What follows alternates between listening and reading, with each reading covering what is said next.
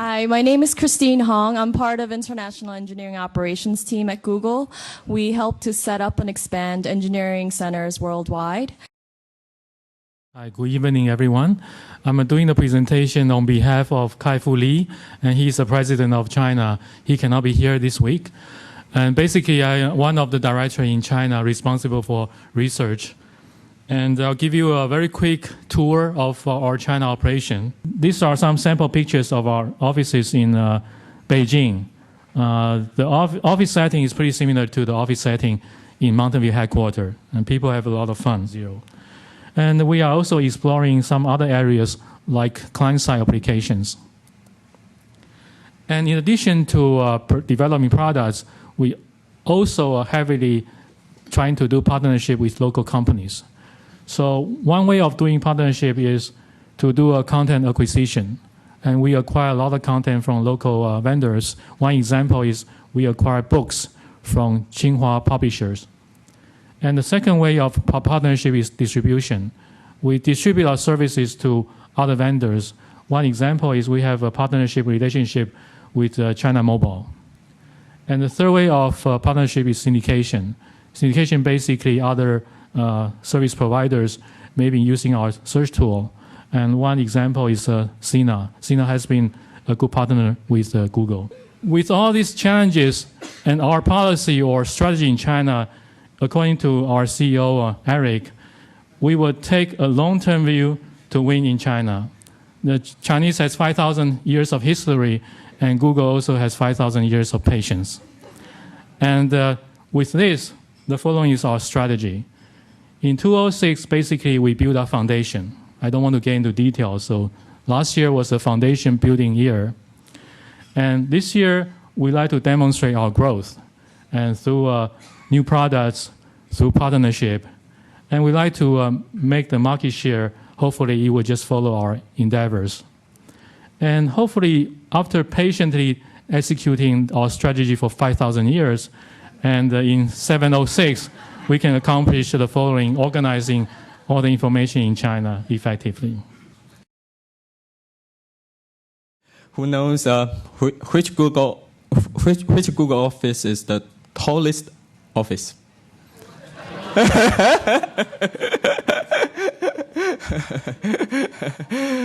We are located so far still the tallest building of the world. It's Taipei 101. The iGoogle pages is quite different from the iGoogle global market because I just mentioned users in the market, they have different user behavior and the information need. Especially some people are not really familiar with typing, so we like to have more link for them. We have special features for the Google Map, and we publish two very interesting maplet. One is provide real-time highway video because in Taiwan the government support webcam in every junction, and the real-time data is open, can be accessed. So we can launch this kind of gadgets. It's so easy to, on the map, easy to take a look at the real-time highway information. Also, in the Taipei city, the government provide real-time parking lot information. It's so important. I think it's important in Mountain View. So you know where on the parking lot information is more easy. So this kind of very special feature. And so we are a small team, but we work on for like niche content and to know better and try to best meet local users interested. Welcome everyone. My name is Arvind and I'm a software engineer at Google India. I would like to tell you today a little bit about Google's R&D operation in India, our goals, what we've been up to, and also show some of the recent products that we launched from our lab in India. I'll also like to show you some of the recent launches that we did from Bangalore. This is Google News in Hindi. The interesting thing about this is that it was built by one of our engineers in his 20% time. You must have all heard about 20% time by now. And, which is one of the reasons why Google is able to innovate so much and build great new products. So this was launched early this year. And personally, I actually use it a lot. I like to read entertainment news here more than on our English edition.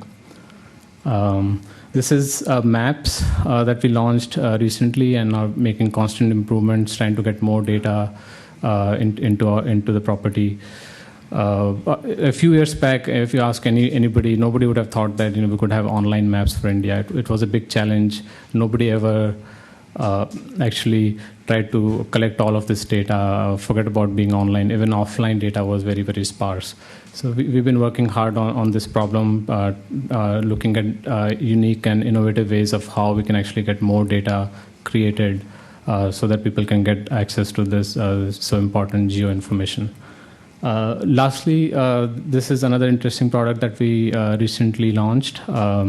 So one of the big challenges in India is that we just don't have any local language keyboards.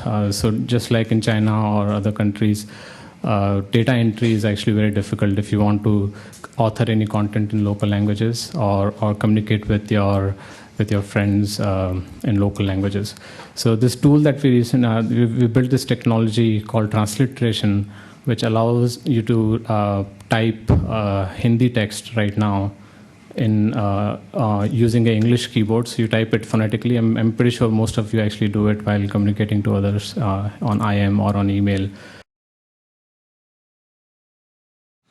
Hi, my name is Ted Cho. I'm the engineering site director for Korea. If I asked people, what comes to your mind when you think of Korea, they all give me different answers. Some say kimchi, North Korea, nuclear weapons. But nowadays, there are like more high-tech stuff like broadband or internet penetration or let's say online games, a lot of cool stuff, gadgets, and so there are a lot of different ways to describe Korea, but probably the only way to describe it is that it's very unique. It's very different, and I'm going to show you why they are different. So some facts about the Google Korea office. We have a very tall building, not as tall as the Taiwan office. I think it's around 60-something. We are at the 22nd floor. It's both a sales and engineering office. And like I said, the sales office opened in 2004. And it's located in Gangnam, which is the new downtown area of Seoul. It's a gorgeous new office, and somebody secretly told me that it's the Googliest office outside of Mountain View. So I hope you don't get upset, but it is truly one of the best outside of Mountain View. Some fun facts. So we just moved into a new office 6 weeks ago. And right now, because the engineers, office we just started 8 months ago, we're seriously outnumbered by non-engineers, and definitely it is my mission to change that in the near future. And males seriously outnumber by females, and I'm not necessarily wanting to change that. And we have all the other googly stuffs like massage chairs, pool table, foosball. We have a traditional Korean-style tea room and Nintendo Wii consoles and unicycles and many more toys to play with. And yes, we have free catered food every day. We have catered from the hotels. Every day we have lunch. It's gorgeous. Ed also said that Eric Schmidt has 5,000 years of patience for China, and Korea actually also has 5,000 years of history. And when Eric was visiting several weeks back, he told me that he will allocate the same amount of patience for Korea. So we are definitely taking the long-term approach. This was a very special project for Google Korea and Google in general, because it was launched, by the way, about a month ago, less than a month ago, about 3 weeks ago, when actually Eric Schmidt was visiting Korea. And why this is important is because this is the first time in Google's history that of all the 158 domains that we're serving, that we actually changed the homepage. It was the first in Korea. And although it was a minor change, it had very special meaning for our team and Google, and also the Korean users, in that, first of all, this was our first Korean engineer-driven project. So we, for the first time, our Korean engineer started and finished the project, and it was a homepage change, so it was obviously one of the most challenging projects. And second, for the public, in Korea, there was this pessimism as to whether Google can really do something differently in Korea. Because Google has such a strong culture, Korea has such a strong culture, and they're very different. So when we launched this new homepage, we were sending out a strong message to the public that we are actually willing to make changes for the Korean market. And I think it was very well accepted. So we were excited and very proud of this project.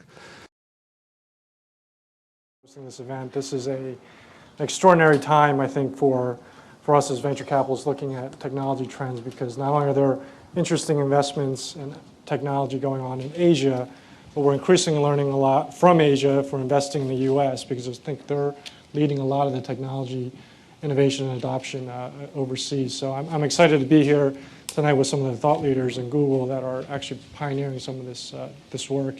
Plus, if I wasn't here, I'd be still in line at the Apple store waiting for my iPhone. So. If you guys had to guess the number of venture firms that was raised, number of funds that was raised in China in the last 18 months, and the amount of money is the bonus question that was raised. The number of venture firms that started in China in the last 18 months.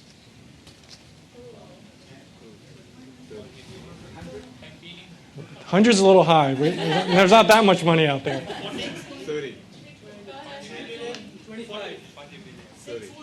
So you got it. 61 venture funds in the last 18 months. It was just in China, and that's $6.4 billion was raised. The other interesting stat, across Asia, private equity, early stage, later stage, $14.2 billion was raised in 2006 alone. So this hopefully sets the context that there's hopefully going to be much more innovation and potentially more competition for Google in the years to come. Well, I guess the question I have is the cost structure really lower in these regions? You always hear like, oh yeah, go to India or go to China, it's cheaper. And then you run the numbers like, holy crap, that's actually pretty expensive over there. So what's been your experience launching in these regions? So I mean, I think all of these economies are growing rapidly, and I think companies that go there because they think they're going to save money on individual costs are going there for the wrong reason. We're going there for the talent. I mean, I'm seeing compensations escalating rapidly all throughout Asia, right? It's partly your fault, by the way. So we blame it on you guys for paying too much, and we have to pay our startups more. So, but you should be there for the talent and the market, not for outsourcing. If you're there for that reason, you're there for the wrong reason. It's very common now for projects to be between 2 different offices or 3 different offices that are not Mountain View. So we have a very distributed model at this stage. Just one last question for all the country heads. So name your favorite startup, domestic startup in each of your regions. The cool company, I think, one company Google invested on, this is Tengxun. They have this product called QQ, which is really flourishing in China. I think it's a very cool product. My favorite is a company called Tatter and Companies. It's they are basically a blog solution company, and it's based on open source. And I like the model, and the people are very googly, and their product has been very successful as well. So. My favorite is Shadi.com.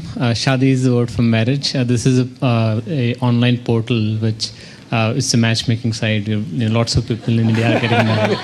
one of the most successful startups. I mean, it's actually not fair to call it a startup anymore. My favorite of the company name is MediaTek, because most of the talent people we actually work with the MediaTek. In some sense, it features some technology, software technology. It's very easy to convert into hardware, right. So it will be great, has a great potential.